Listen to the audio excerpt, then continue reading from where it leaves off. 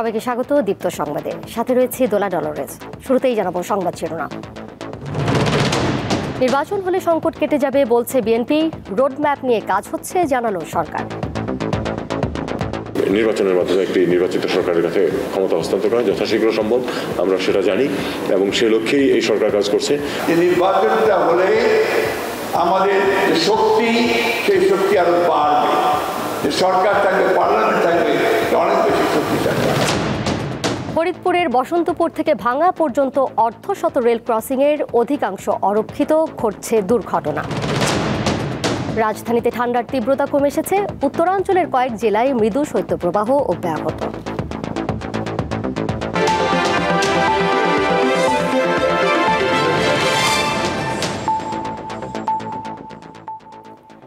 শিরোনাম শুনছিলেন, এবারে বিস্তারিত। নির্বাচন হলে দেশের সব সংকট কেটে যাবে বলে মন্তব্য করেছেন বিএনপি মহাসচিব মির্জা ফখরুল ইসলাম আলমগীর। বলেন, ভয়াবহ দানবের হাত থেকে দেশ রক্ষা পেয়েছে। নতুন দেশ গড়ার স্বপ্ন যাতে নষ্ট না হয় সে চেষ্টা করতে হবে। আজ এবি পার্টির জাতীয় কাউন্সিলে এসব কথা বলেন তিনি।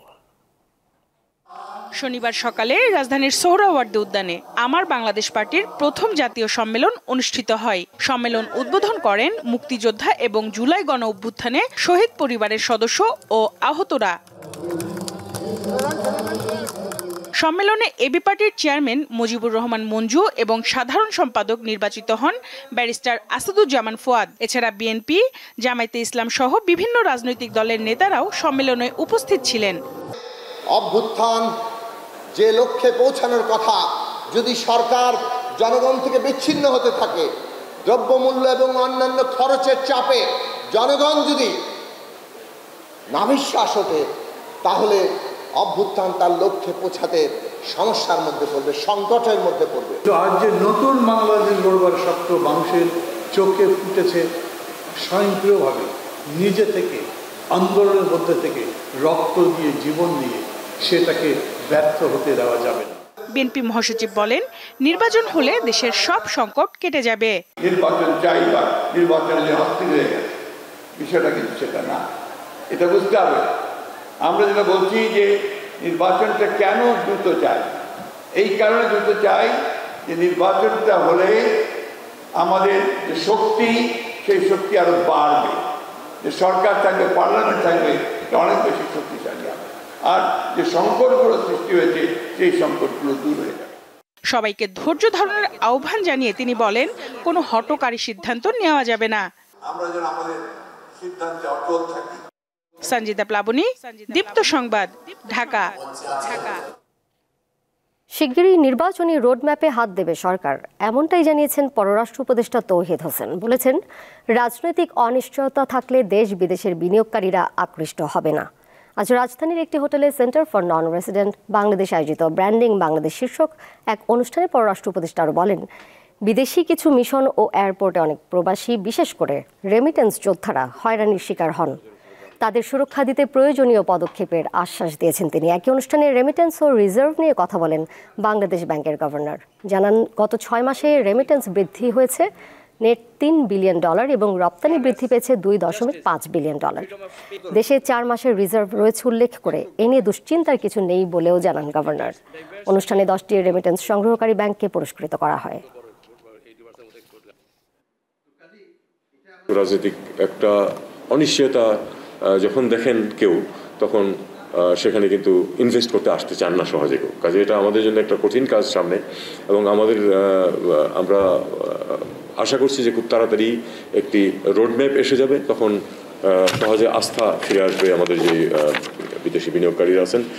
এবং আমাদের লক্ষ্য তো একটা, যে নির্বাচনের মাধ্যমে একটি নির্বাচিত সরকারের কাছে ক্ষমতা হস্তান্তর করা যথাশীঘ্র সম্ভব, আমরা সেটা জানি এবং সে লক্ষ্যেই এই সরকার কাজ করছে। ফরিদপুরের বসন্তপুর থেকে ভাঙা পর্যন্ত প্রায় 50 কিলোমিটার রেল সড়কের অর্ধশত রেল ক্রসিংয়ে অধিকাংশই অরক্ষিত।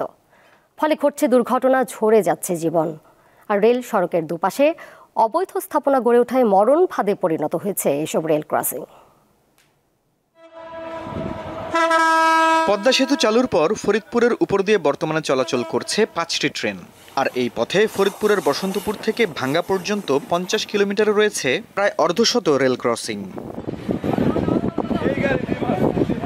বেশিরভাগ রেল ক্রসিংয়ে কোনো গেট ও গেটম্যান না থাকায় এসব জায়গায় প্রায় সময়ই ঘটছে দুর্ঘটনা।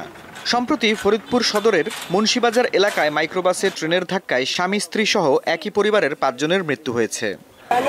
দোকানপাট আছে, আমরা বামে এবং ডানে কোনো রেল দেখতে পারি না। যখন রেল আসে তখন হরেন যদি না বাজায় তাহলে আমরা ঠিক পাই না, অথচ আমরা রেলের লাইনের উপর যখন উঠে যাই রেল আসার দরুন আমরা প্রায় দুর্ঘটনা কবলিত হয়।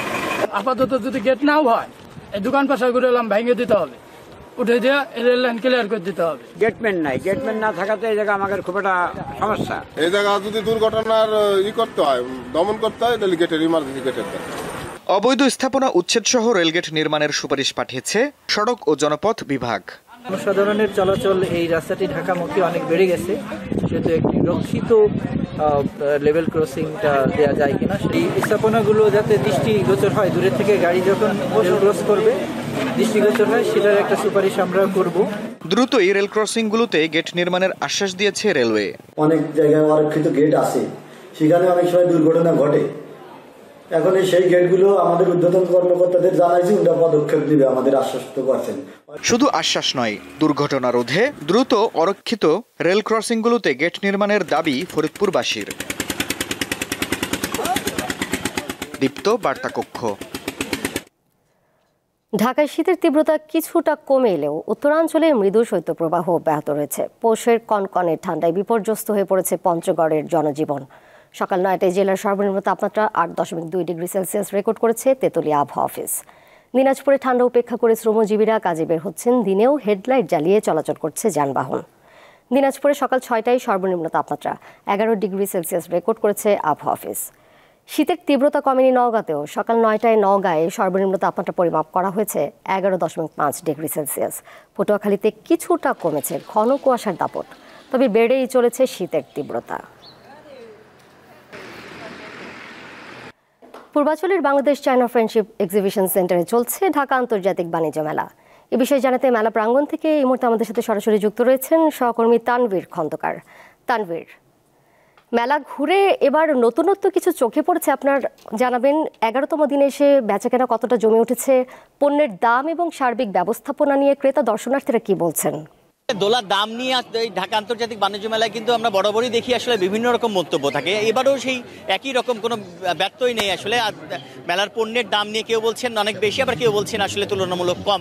একই সাথে আসলে যারা এখানে মেলায় দর্শনার্থী, ক্রেতা দর্শনার্থীরা আসছেন, তাদের একটি অভিযোগ যে আসলে বাণিজ্য মেলায়, আন্তর্জাতিক বাণিজ্য মেলায় বিদেশি পণ্যের পরিমাণটা, বিদেশি পণ্য আসলে তুলনামূলক কম বলে আমরা এখানে যারা ক্রেতা দর্শনার্থী আছেন তারা কিন্তু জানিয়েছে। আপনাকে জানিয়ে রাখি, গতকাল শুক্রবার হওয়ায় যে পরিমাণ মানুষজন আসলে ঢাকা আন্তর্জাতিক বাণিজ্য মেলায় এসেছিল, আজকে সে তুলনামূলক আমরা দেখেছি সকাল থেকে একেবারে দুপুর পর্যন্ত মানুষের সমাগম না থাকলেও এই বিকেল 4টার পর থেকে দেখেছি মানুষের, আপনি আমার নিশ্চয়ই আমার পেছনে কিছুক্ষণ আগে দেখতে পাচ্ছিলেন যে মানুষের ঢল নেমেছে এই ঢাকা আন্তর্জাতিক বাণিজ্য মেলার জন্য, বাণিজ্য মেলায় আসার জন্য।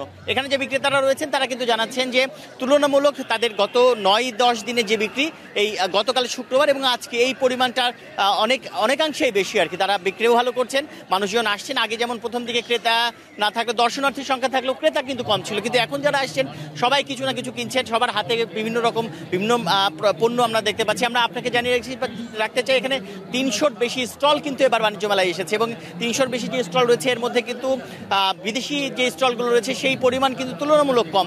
প্রায় 10টির মতো বিদেশি পণ্যর স্টল আমরা এখানে দেখতে পেয়েছি আন্তর্জাতিক বাণিজ্য মেলায়। এবং এই বাণিজ্য মেলায় বিভিন্ন রকমের পণ্য রয়েছে, কারুপণ্য, তৈজস পণ্য, দৈনন্দিন পণ্য, খাবারের দোকান সহ নানান রকম পণ্য কিন্তু রয়েছে। এবং সেখানে বিক্রেতাদের সাথে আমরা কথা হয়েছে, তারা কিন্তু বলছেন যে আজকে তাদের বিক্রি ভালো এবং এই বিক্রি ক্রমান্বয়ে তাদের বাড়বে বলে তারা মেলা প্রাঙ্গণ থেকে যুক্ত ছিলেন সহকর্মী তানভীর খন্দকার। এবার কেওয়াই স্টিল চট্টগ্রাম সংবাদ।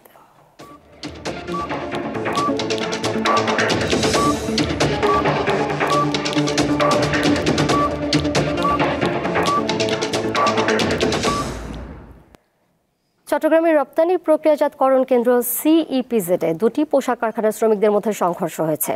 এতে অন্তত 40 জন আহত হয়েছেন। সকাল 11টার দিকে ইপিজেডের প্রবেশ মুখে জেএমএস এবং মেরিমো নামের পোশাক কারখানার শ্রমিকদের মধ্যে এই সংঘর্ষের ঘটনা ঘটে। পুলিশ জানায় জেএমএস নামে পোশাক তৈরির কারখানার শ্রমিকরা বুধবার বেতন ভাতা বৃদ্ধি সহ 9 দফা দাবিতে বিক্ষোভ সমাবেশ করেন। ওই সময় পাশের মেরিমো কারখানার শ্রমিকরা আন্দোলনকারীদের হাতে লাঞ্ছিত হওয়ার অভিযোগ তোলেন। এই ঘটনার জেরেই আজ সংঘর্ষ হয়েছে।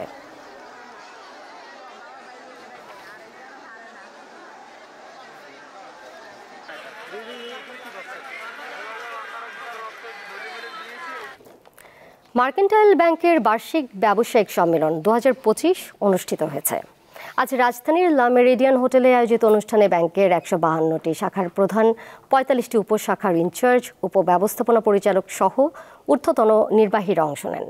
সম্মেলনের প্রধান অতিথি ছিলেন ব্যাংকের পরিচালনা পর্ষদের চেয়ারম্যান আনোয়ারুল হক। সভাপতিত্ব করেন ব্যবস্থাপনা পরিচালক মতিউল হাসান। বিশেষ অতিথি হিসেবে বক্তব্য দেন ব্যাংকের ভাইস চেয়ারম্যান আলহাজ আকরাম হোসেন। এ সময় গ্রাহক সেবার মান নিশ্চিতে প্রযুক্তি নির্ভর স্মার্ট ব্যাংকিং এর উপর গুরুত্ব আরোপ করেন কর্মকর্তারা। যুক্তরাষ্ট্রের লস অ্যাঞ্জেলেসে দাবানলে এখন পর্যন্ত মারা গেছেন 11 জন। ধ্বংস হয়েছে 10,000-এরও বেশি বাড়ি ও স্থাপনা। লস অ্যাঞ্জেলেস কাউন্টির পূর্ব ও পশ্চিম প্রান্তের দুটি বড় দাবানল নিয়ন্ত্রণে আনতে শুরু করেছেন ফায়ার সার্ভিস কর্মীরা। বাতাসের গতি কমায় আগুন নিয়ন্ত্রণে আসতে শুরু করেছে। এদিকে দাবানলের মধ্যেই চলছে ব্যাপক লুটপাট। সহিংসতা লুটপাট থামাতে লস অ্যাঞ্জেলেসে কারফিউ জারি করা হয়েছে। জানিয়ে দেব খেলার খবর। বিপিএলে কাল দিনের প্রথম ম্যাচে খুলনা টাইগার্সের মুখোমুখি হবে সিলেট স্ট্রাইকার্স। ম্যাচ শুরু বেলা 1:30টায়। দিনের দ্বিতীয় ম্যাচে হারের বৃত্তে ঘুরতে থাকা ঢাকা ক্যাপিটালের প্রতিপক্ষ দুর্বার রাজশাহী। এটি শুরু হবে সন্ধ্যা 6:30টায়। ঢাকা পর্বের 2 ম্যাচে জয় পেলেও সিলেটের রাজশাহীর কাছে হেরেছে খুলনা টাইগার্স। এতে পয়েন্ট টেবিলে তাদের অবনমন হয়েছে।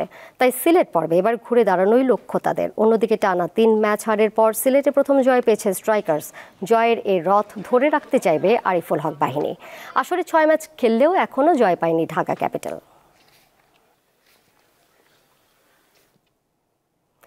বাংলাদেশে প্রথমবারের মতো গ্রামীণফোন নিয়ে এসেছে wireless broadband connection GP-phi unlimited. তাই এখন কোনো তারের ঝামেলা ছাড়াই আপনি নিতে পারবেন ওয়াইফাই কানেকশন, যেখানে পাবেন 40 MBps পর্যন্ত স্পিড এবং কানেক্ট করতে পারবেন 32টি পর্যন্ত ডিভাইস। বিস্তারিত জানতে পারবেন গ্রামীণফোনের ওয়েবসাইটে। শেষ করব দীপ্ত সংবাদ। যাবার আগে সংবাদ শিরোনাম জানিয়ে দেব আরও একবার। নির্বাচন হলে সংকট কেটে যাবে বলছে বিএনপি। রোডম্যাপ নিয়ে কাজ হচ্ছে জানালো সরকার। ফরিদপুরের বসন্তপুর থেকে ভাঙ্গা পর্যন্ত অর্ধশত রেল ক্রসিংয়ের অধিকাংশ অরক্ষিত, ঘটছে দুর্ঘটনা। রাজধানীতে ঠান্ডার তীব্রতা কমে এসেছে। উত্তরাঞ্চলের কয়েক জেলায় মৃদু শৈত্যপ্রবাহ অব্যাহত।